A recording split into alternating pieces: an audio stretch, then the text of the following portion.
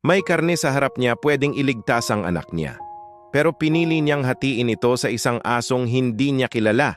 Kinabukasan, may namatay. Bakit mo pipiliing maging mabuti kung ang kapalit nito ay ang buhay ng pinakamamahal mo?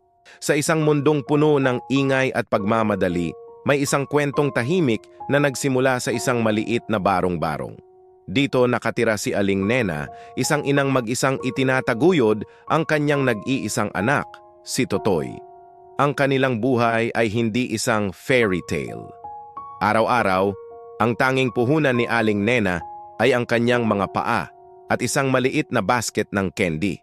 Lumilibot siya sa maalikabok na kalsada, umaasang may bibili, umaasang may maibibigay na kahit konting barya para sa kanilang pagkain sa gabing iyon. Minsan, sapat ang benta, pero mas madalas, kulang. Ang bawat araw ay isang pakikipaglaban. Ang bawat paglubog ng araw ay isang paalala ng kawalan. Isang gabi, umuwi si Aling Nena na walang laman ang bulsa, walang benta, walang laman din ang kanilang maliit na kaldero.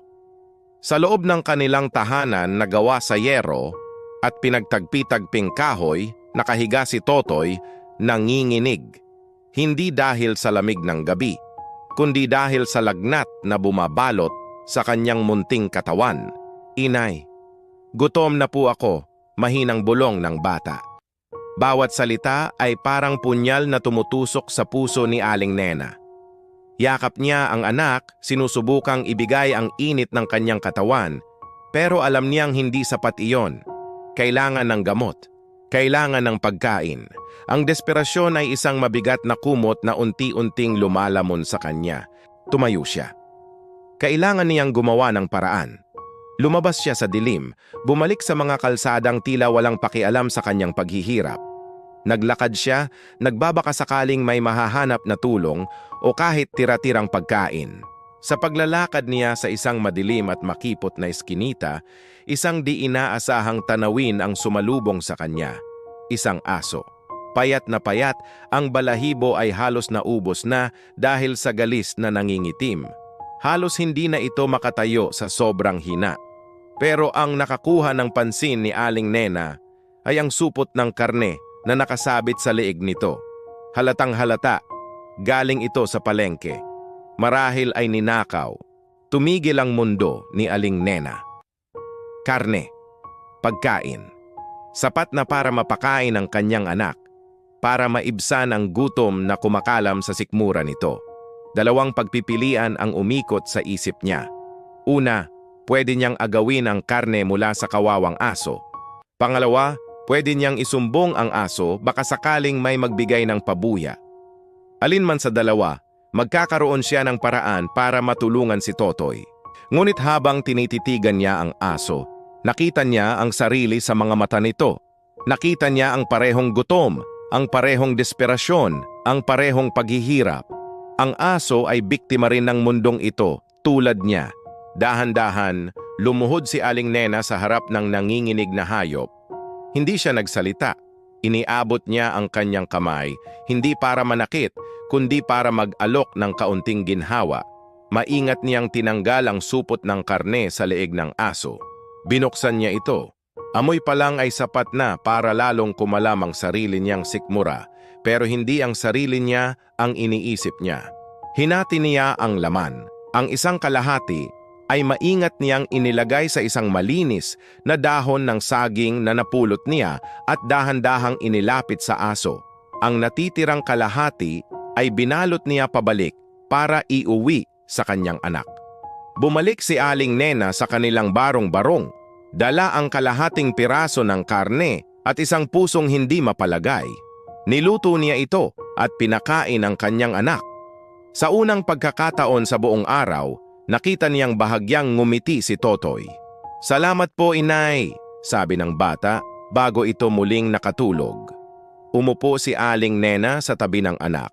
Hawak ang kamay nito, umaasang ang kaunting laman-tiyan ay sapat na para labanan nito ang sakit.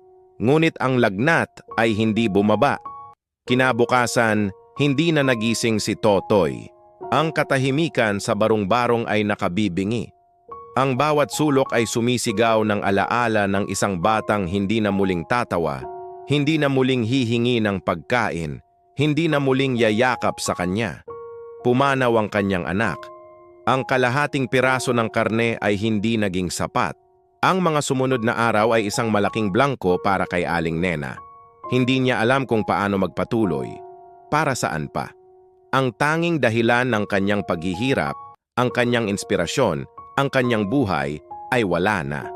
Ilang araw matapos ang trahedya, may kumatok sa kanyang sira-sirang pinto. Nang buksan niya ito, bumungad sa kanya ang isang grupo ng mga tao, isang veterinaryo at ilang miyembro ng isang animal rescue organization.